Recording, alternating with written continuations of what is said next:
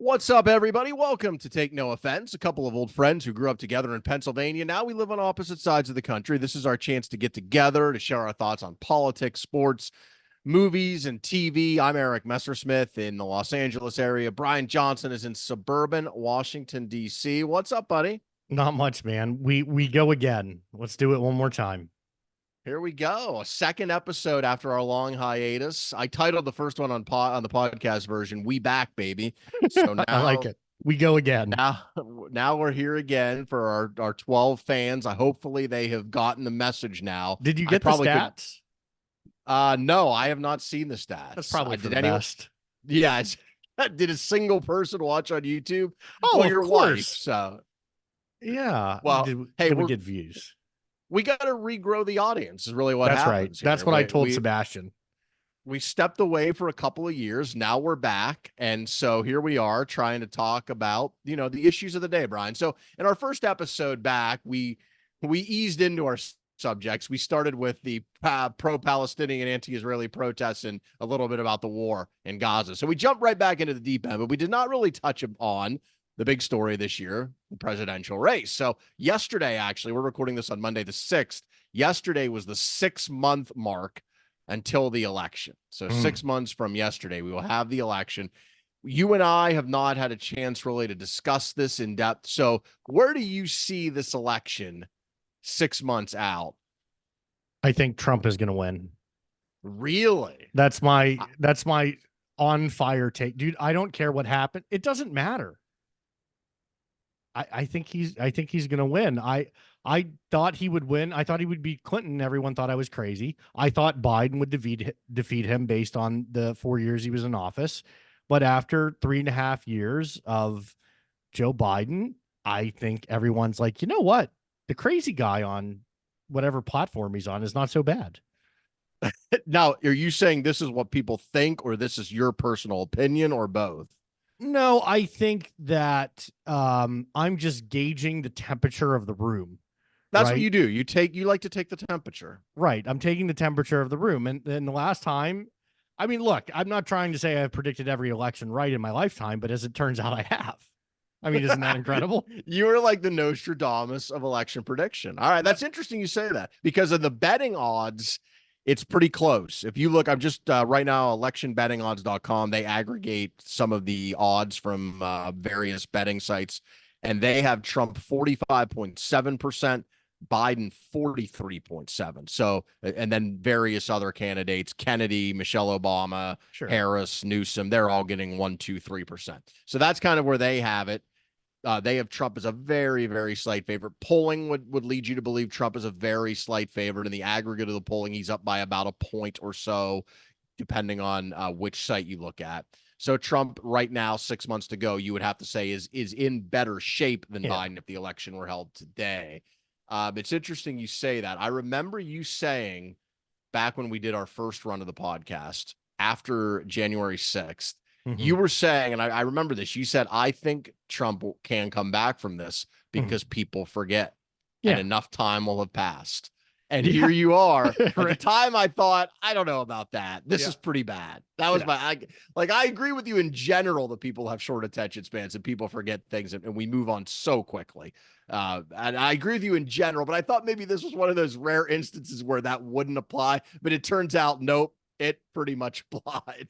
Yeah. I mean, polling, as we've seen in the past, can't always be 100% reliable. So is he going to win Florida? Is he going to win Pennsylvania, Ohio, and Michigan? I think he'll win Michigan, and I think he'll win Michigan by a lot, actually. This time around, I think he'll have a slight edge in Ohio and Pennsylvania. Florida's always a toss-up, but I really like his chances in Florida.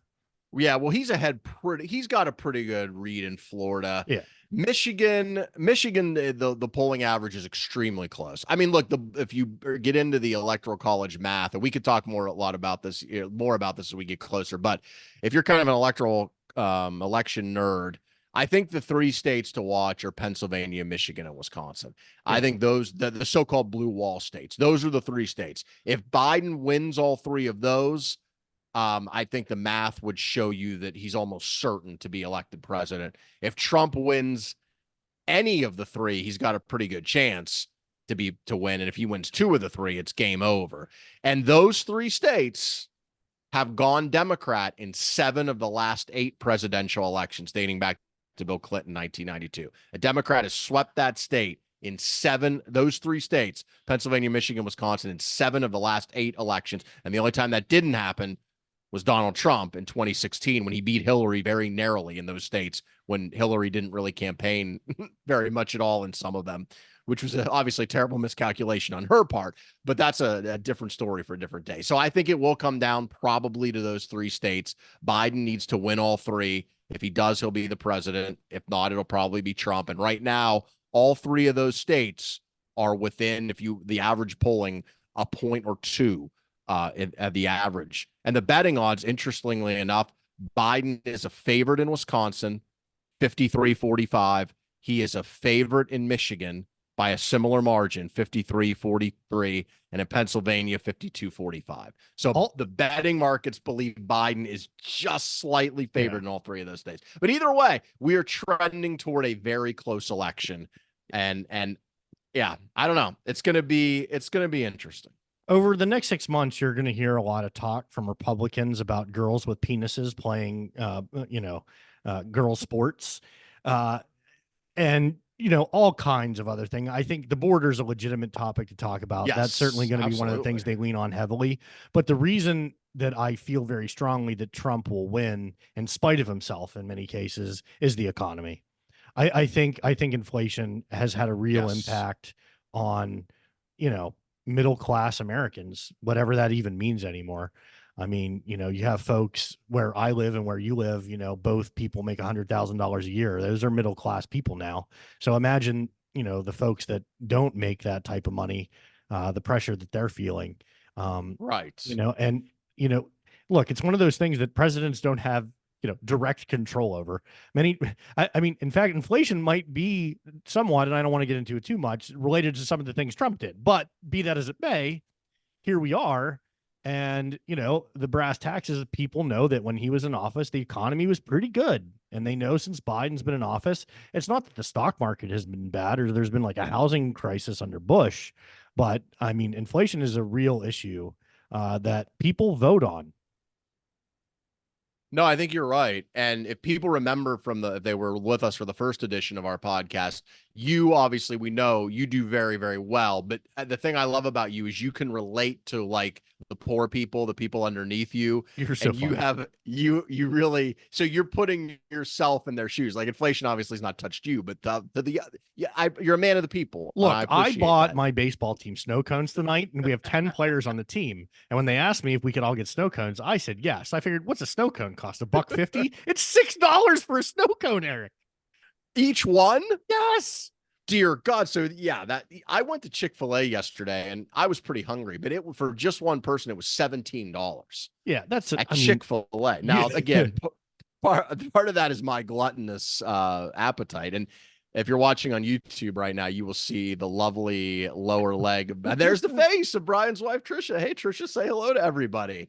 She's a star.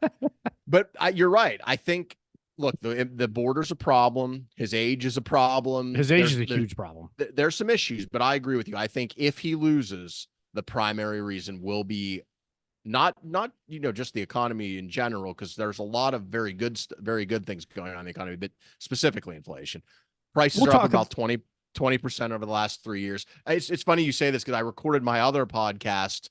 Everybody Settle Down. Check it out wherever you get your podcast on YouTube. Thank you. I appreciate that. We did it today. And one of the things we talked about was, and we kind of went into the weeds and did kind of a deep dive on the inflation and the economic picture. And I won't do the full thing here. If people want that, they can get that at Everybody Settle Down. But the bottom line is, first of all, presidents get too much blame when things are bad, and they get too much credit when things are good. Number one. Number two, that's especially true when you have a 100-year pandemic that completely turned everything in our country on its head for a period of 2 years.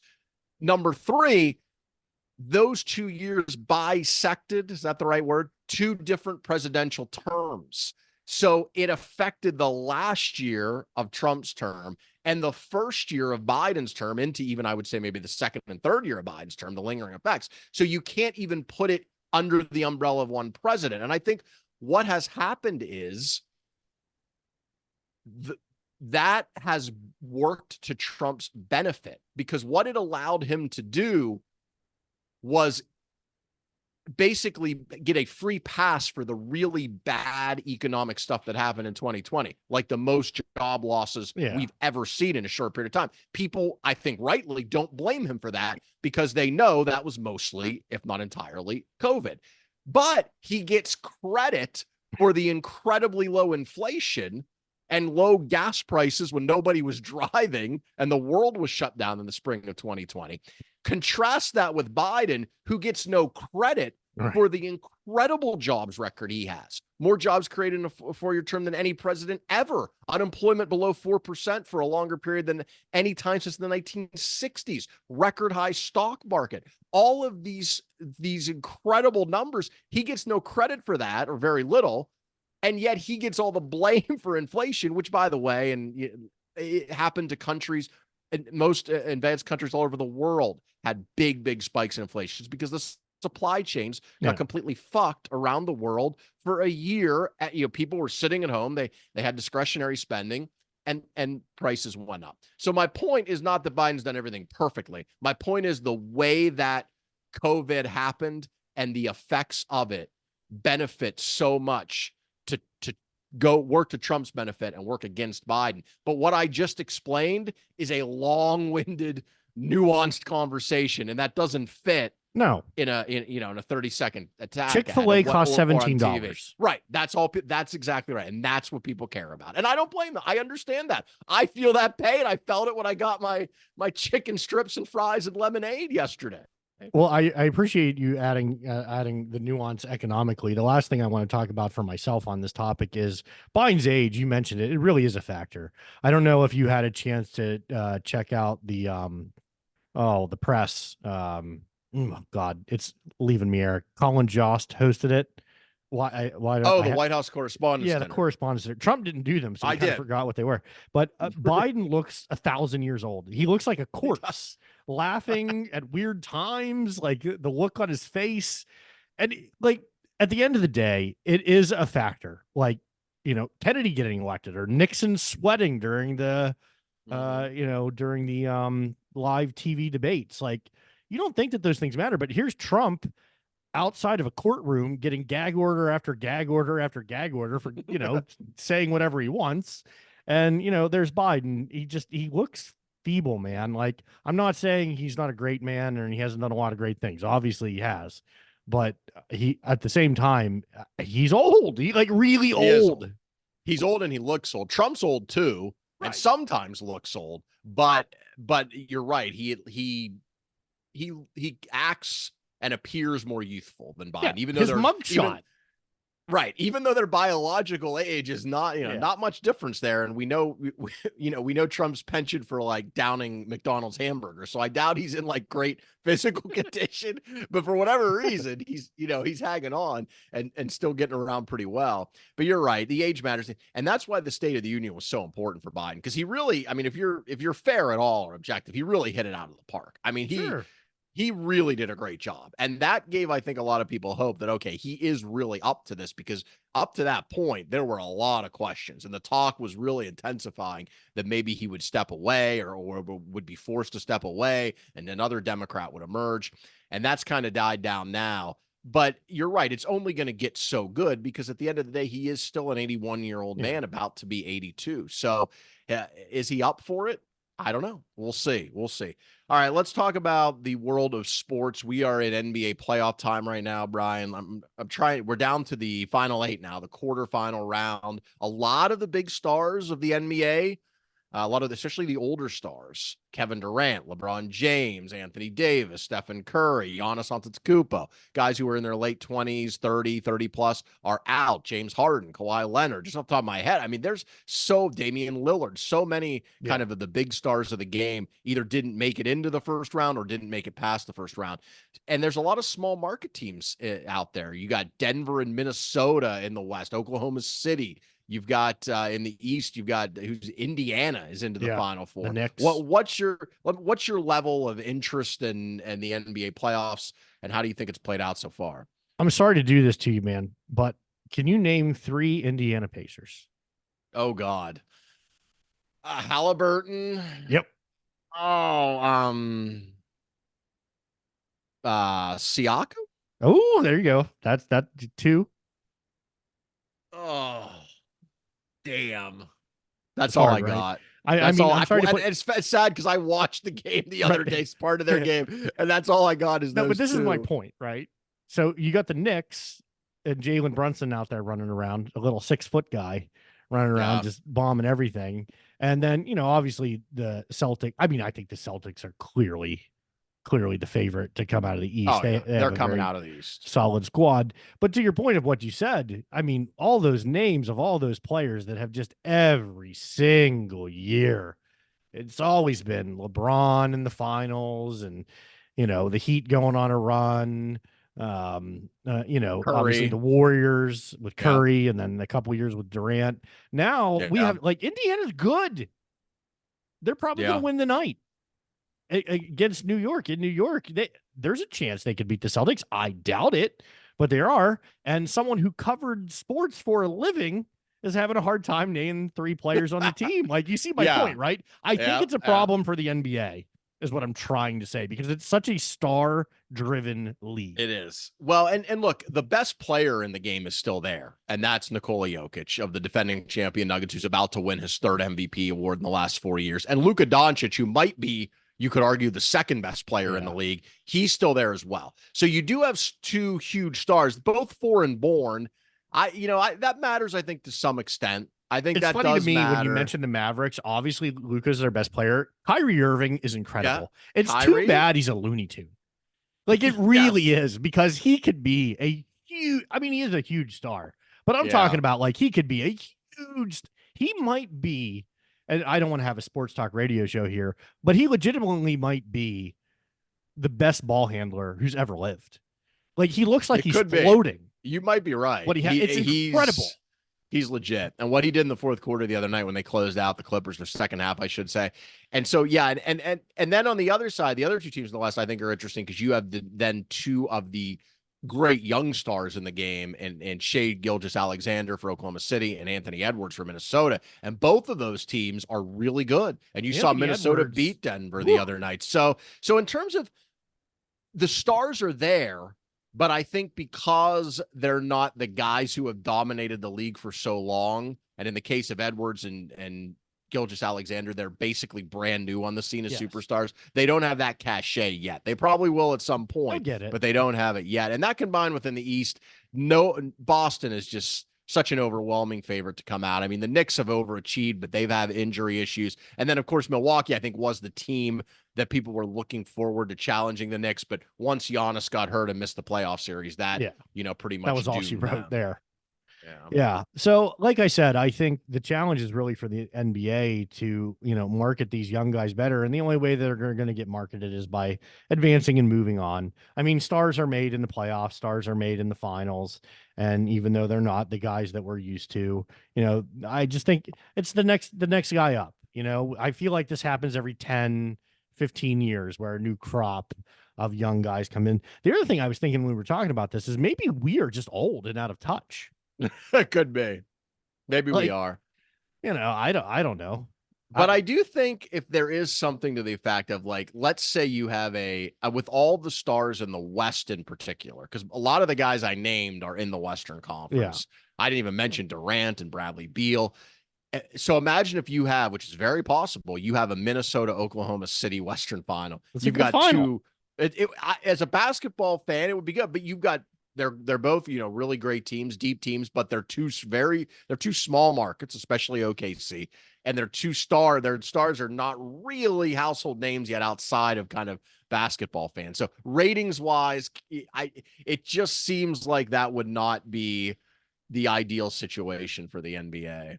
The only sports where the market doesn't matter, the only sport that a market doesn't matter is football. Yeah, like Green Bay, Wisconsin can easily have one of the most popular football teams in the country. It's football. That's apples and giraffes. It's not even close. But in the other major sports, the markets really do matter. I mean, absolutely. The NBA wants a final with 2 major markets in it. They just do. especially this year because they are now in the process of negotiating their next rights deal, which is going to be massive. And, for sports leagues, other than maybe your bargaining agreement with your players, that's the most important thing for your sport. And the NBA wants to significantly increase what they get, and they probably will. They've got, potentially Amazon and Apple and some of these big companies bidding now against the holdovers like Warner with TNT and Disney with ESPN. So they're going to get a big deal either way. But while the negotiations are happening, you would like to show your new potential partners who are trying to outbid each other for your services, hey, look at these ratings we're able to provide. Look at these stars we have for the future. And I don't know that a Minnesota-Oklahoma City matchup, really does that. I don't think it will matter that much at the end of the day in terms of the rights deal. Just quickly about the rights deal, and I may be one of the very few people in America who's interested in this, is I do wonder if the WNBA will separate themselves from the NBA for the next broadcasting rights deal with Caitlin Clark coming into the league. Yeah. Because, the WNBA has always come under the umbrella of that agreement previously. And, now might not be the worst time in ever for the NBA specifically to negotiate those deals separately. So if anyone follows sports rights deals, that's something interesting that's coming up. It's going to be very interesting to see where the NBA and the WNBA does end up, because Warner Brothers is not doing great as a company right now. Stock's down. They got a lot of issues with streaming. Same thing with Disney and ABC and ESPN. So you assume at least one of those two, probably ESPN, will still be a part of it. But that Apple's probably going to, and Amazon, they're going to make big deals for this. Amazon's got Thursday Night Football now. These tech companies have all the money in the world. So it'll be interesting to see how many deals are cut and what package each of these, entities get. So yeah, I'm kind of a nerd for that stuff too. So I'm definitely interested in that. All right, Brian, what about in the entertainment world? What has caught your eye? What are you watching this week? We didn't talk about it before the show, but have you seen Jerry Seinfeld's Unfrosted? No, a new Netflix show, right? Yes. I have not seen it. So, long story short, it's about the invention of the Pop-Tart. It has Amy Schumer and Jim Gaffigan in it. Bill Burr. Can I just ask you a question? I'm a little unclear from the marketing. Is this a movie? Is it a fake documentary? What is it? It's a comedy film. A comedy film. Okay. It's a comedy film. And the premise is the making of the Pop-Tart, the invention of the Pop-Tart. And like I said, you got Schumer, Gaffigan, Bill Burr steals the show. He plays John F. Kennedy. Hugh Grant is Tony the Tiger. And there are so many great cameos in this. I'm going to spoil one thing for you, but there's a protest by the characters that wear the uniforms, and Tony the Tiger shows up as the bull man from the Capitol riots. He has on the spikes. Dude, I laughed so hard at just that one bit that it actually made the entire movie worth it for me. Because for Seinfeld, he's not edgy. Seinfeld's not blue. He's not really, he's not really out there. But I thought he was taking a chance by doing that and really being, dude, that was the best moment of the movie. So I'm sorry if you do watch it. I hope I did, but you'll still laugh because it's absolutely hilarious to see Hugh Grant there dressed as that guy. What is so you have to give me a out of 10 ranking here. That's a mandatory for everything we review on the show. Right. I'm going to say it is a 6.5. A 6.5 out of 10. Check it out on Netflix. Seinfeld directing this, right? And he's in it. Right. Starring and directing. And directing and producing. I think Netflix just gave him a lot of money and said, go have fun with your friends. And that's what happened. Yes. They've done that with a lot of people. Yeah, that's what happened. So I watched Unfrosted, and you should check it out. It's an hour and a half. It's not too bad. But I started rewatching House of the Dragon season 1 to prep myself for House of the Dragon season 2. Now, this is interesting because if people heard our show last week, they know that you just completed a start to finish rewatch of Game of Thrones recently. Right. So now that you it's interesting because you've had the ability to see them kind of back to back. Yeah. So what are your thoughts now after watching them back to back? I think watching Game of Thrones first actually elevated House of the Dragon for me.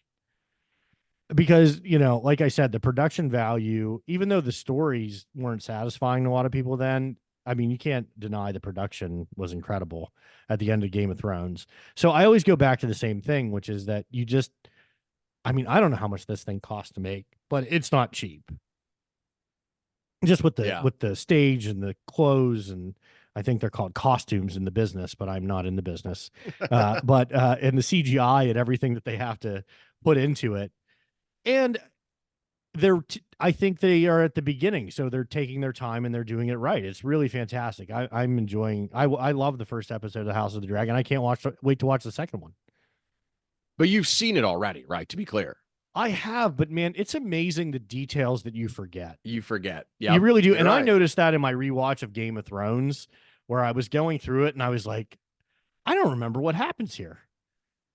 Like it's kind Yeah. of incredible. It's happened to me during Breaking Bad too, where I'm almost done with Breaking Bad, and I'm like, man, I totally forgot that this thing happened. So I don't know if it's just me and if I have poor comprehension, or I'm just busy and I don't remember everything. I mean, it's impossible to remember everything, but it's kind Yeah. of cool to catch things during a second run through. Right. And it's also different when you watch it week to week versus watching it in like a binge format. Because I Oh watched Game of Thrones week to week, and I watched for the most part. And I watched House of the Dragon week to week. And yeah, it's different when you're it able is. to, because you forget things, and yeah, life goes Binging is the on. best. It really is.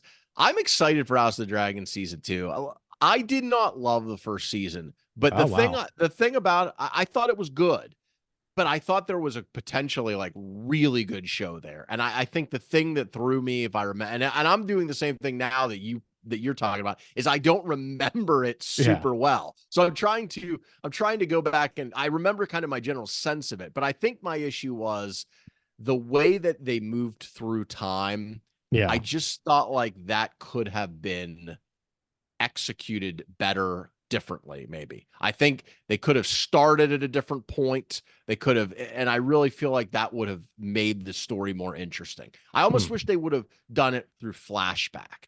Like do some of that early stuff through flashback and start me closer to the present day, because when you had the jumping, to me, that just didn't work as well as I think they wanted it to. That said, I really enjoyed a lot of aspects of the show, and I thought the last episode in particular was fantastic. And I'm really looking forward to season 2, which comes out this summer, right? June 16th. Well, there you go. Yeah. All right, we have a date. Okay, anything else? Well, I was going to say my biggest issue with superhero movies is the exposition, where like they're doing a thing and all of a sudden it's just a bunch of superheroes sitting in a room explaining to all the morons in the audience what's happening. Right. Yeah. And Game of Thrones, House of the Dragon doesn't do that.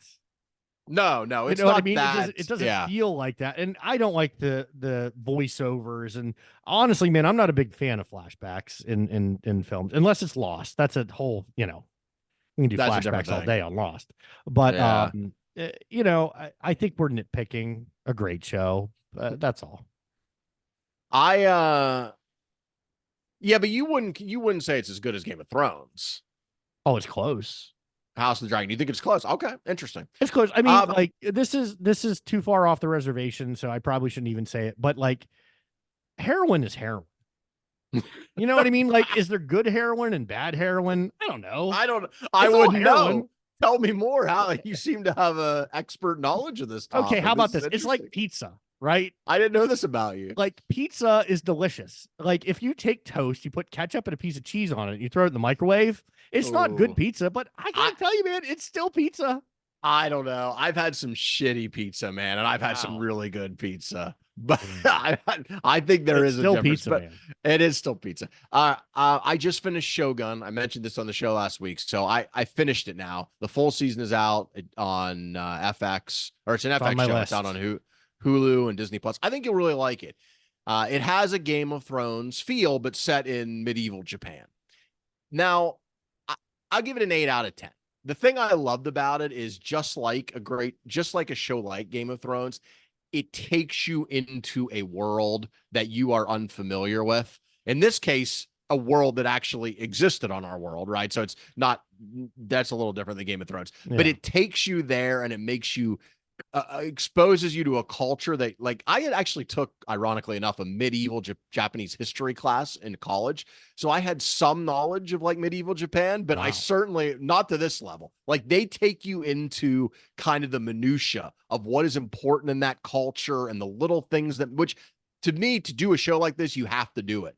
You have to explain to me what the stakes are and why these people care about things that to me in 2024 America seem totally insignificant, but to them are a huge deal. Like the way the tea is poured and the honor, like that, you know, they're always threatening to kill themselves, which I guess is what happened in Japan. Like any slight, it's like, all right, I'm just going to kill myself. And they would just, you know, slice their stomachs open and have someone chop off their heads. That was like a thing. Jeez. If they felt they had dishonored themselves or their family or whatever in any way, it was like, all right, get the knife. We're doing this. It's Jeez. going down. And that seems weird to me, of course, but they did a good job of, I think, explaining the culture, what honor meant, you know, the relationships between people, romantic and otherwise, and what so that the world, the immersion of it's based on a book, really good. Acting's really good. The storytelling, the way the story is crafted is very smart and very well done. It's got good pacing. It does a good job of giving you a lot of information. But the thing I like about it is they trust the audience. Mm. So they do a little bit of exposition. There is a little bit, but considering how dense the show is in terms of the number of characters, what exactly the stakes are, who the different factions are, it's a lot. It's not quite Game of Thrones level, but it's a lot. And they don't hold your hand. And so I think that may turn off some people to the show. Does To it me, have an I love accompanying that. podcast? I think it does. Yes. Yeah. So That shows like that need one. So they drop you in and they trust that through the skill of the way they tell the story and just you picking up on things that you will figure it out. And it works and you do. And so you don't have all the answers to the show right away. It is a little bit confusing for the first couple of episodes, but I love that because they trust the viewer to figure things out rather than saying, and this is why this character is saying this. Now pay attention. This is important. You know, it's not like that. It's, oh, here's this world. Here in incredible detail. Here are all these characters, and just trust us. We'll show you how this all comes together. And it does. And by the end of the 10 episode run, it really comes together. And the stakes, you really feel the stakes. You really feel the drama. I give it an 8 out of 10. That's a solid rating. The only thing, my one critique would be, you know, obviously, if like I'm no expert in Japanese history, despite my one, you know, my 3 credit hours in college. What grade did you get, thing, by the way? Oh, of course, an A, I'm sure. Oh, sure. I think I got an A in all my history class. I was a history binder, so I probably got an A minus, I want to say, would be my guess. But good effort. Yeah, you know, it's the effort that counts. You were but busy. I think one thing you know about that era is like samurais, right? And sword fighting, which obviously that is a big thing. But to me, my kind of disappointment in the show is there wasn't enough of the fighting. Like some shows use fighting as a crutch. This show could have actually used more. There was a lot of, there was some, but there was a lot of talk about fighting. And the whole thing basically is talking about war and strategizing about war and what to do. But there was actually precious little war. Like, and Game of Thrones was not a show where there was violence in every episode. It was not a show where there was a big battle in every episode. But what they did in Game of Thrones is they would build you up to a big set piece show, like the Battle of the Bastards. I don't want to correct you. There was a lot of violence in every episode of Game of Thrones. Every episode? There weren't battles in every one. Right. Okay. Let me be clear. Battles. What I would have liked to have seen is when you got the buildup, they delivered the big battle. They didn't really do that in this show. And I was a little bit disappointed by that. It could have used, and I think there would have been a place or two for like a really badass, like sword fighting battle. See, this is a great example where we started with the election, though, because you're talking about this show and this is your one critique. And here's the thing about Game of Thrones. They gave you tits, they gave you blood and gore, right, and they gave you dragons. Yes. Great show. We're in. Great show. And I wonder if too, and I think this gets to a larger point on Shogun, because it's also it it has very violent moments. Yeah. There are moments like people's head getting chopped off where you think, oh, Game of Thrones, right? And it also has moments of sex. And so that's why I say it is like Game of Thrones. There's sex, there's violence, there's war, there's strategy. But what I will say is they didn't in this show go for it like Game of Thrones did. Game of Thrones was basically like, we're going to tell you a great story. And yeah, there's sex in it and there's violence in it. And here it is, right? That to me was Game of Thrones. It wasn't necessarily gratuitous sex and violence. It was, this is a world with a lot of violence and a lot of sex, and we're going to show you this world. Yeah. Right. And I love that about Game of Thrones. With Shogun, I feel like they held back the sex and the violence because there's a lot of that in this world. It was on FX. Well, that could be one of the reasons why, man. Budget. I mean, those fight scenes and choreographing them and right. shooting them cost a lot of money. Getting two dudes to stand in a room and talk about it doesn't cost nearly as much money to make. It could have been like that's a huge factor, man. Although one of the things that stick out at the beginnings of Game of Thrones is they had like a little battle, and instead of showing the battle, it was just cut to the end where they were picking up the bodies. And the reason wasn't because they didn't want to show it. The reason was because producing that would have thousands of extras, and they'd have to have this place for days on end, and they'd have to choreograph the entire battle. So I think it being on FX might have been a real factor in why some of those decisions were made and why it was done that way. Having never seen the show, just going off of what you're saying. Yeah. And I think you might be right. Although I want to be clear, this show has great effects and does a great job with some of the scale, but you might be right. It might have been a budget. It also might have been, maybe that's the difference of 2024 versus when Game of Thrones was made. Is, maybe what's perceived by some as over the top sex and violence just doesn't play as well anymore. I don't know. Maybe it's an FX versus HBO thing. Wait a minute. I don't know. Wait a minute. I don't want to totally derail you, but are you telling me that sex and violence still don't sell? I would say next to the heroin that I mentioned earlier, those two things are I think that's what it's all about. But Game of Thrones took a lot of criticism from people who said that the sex was too much, that it was objectified. I'm thinking particularly of the scene where Sansa is essentially raped by what's the crazy guy's name? I mean, there are some pretty graphic scenes and some sexual violence scenes that got a lot of blowback, and some people were saying they shouldn't have done that. And I just wonder if you think it's going, the pendulum is swinging the other way on this? I think the pendulum might be swinging the other way. I think the first disagreement we've had on this show. I think the pendulum might be swinging the other way, where there's a little bit, I don't know, there's a holding back. Dude, in 10 years, they're just going to have porn on TV. I don't know what you're talking about, man. Like, our ability to take in this type of gratuitous nudity and violence at this, like, this weekend I saw Godzilla X Kong, and the entire time I just thought, man, we've come such a long way from 80s movies, and the entire thing. I mean, I don't know. Michael Bay may have been a producer of this film. I'm not sure, because I went in and I needed earplugs, and it was just balls to the wall, the entire thing. And you know what that's based on? It's based on analytics. It's based on data. Like, what do people want? What do they want to see? What puts that dopamine into their brain and makes them enjoy something? And what I'm saying is, at its core, undeniably, sex and violence give you that little dopamine hit in your brain that make you pay attention, that make you want to see something. So I don't know where this chorus is. Again, I'm not on social media as much as you are. I'm not in the know of the zeitgeist like you. There was a lot. I'll admit that I'm not. There's a pushback on sex and violence. Oh my God. There was, particularly when it came to Game of Thrones, and particularly that Sansa Stark scene, there was a ton of pushback on that. By who? The Westboro Baptist Church? Oh, I mean, no, by the other side, the left didn't like that. Jeez. But I think my point is, for whatever reason, we speculate about the reason. For whatever reason, I think they left some sex and violence on the table, that would not have been gratuitous, that would have actually added to the show and made it even better. But that said, I'm nitpicking, because overall it's a really good show. I'm going to check it out. Really well done, because like we talked about with Game of Thrones, it's tough to take a fake. It's tough to make a fake world, right? Or a world we're unfamiliar with.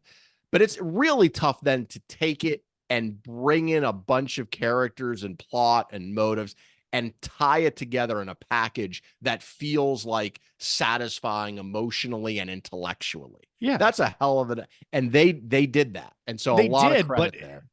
and that's the greatest credit to the show. There's no doubt about it. I'm sure Shogun is the same way. Yeah, Like so I was talking about you Shogun, have to but yeah. care about the characters. You have to care Right. about them. But every now and again, you got to sprinkle in a strip club. The Sopranos did this Right. all Absolutely. the time. Bada bing.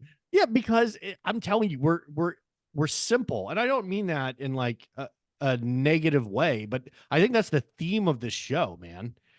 Is like at the end of the day, we're pretty simple creatures.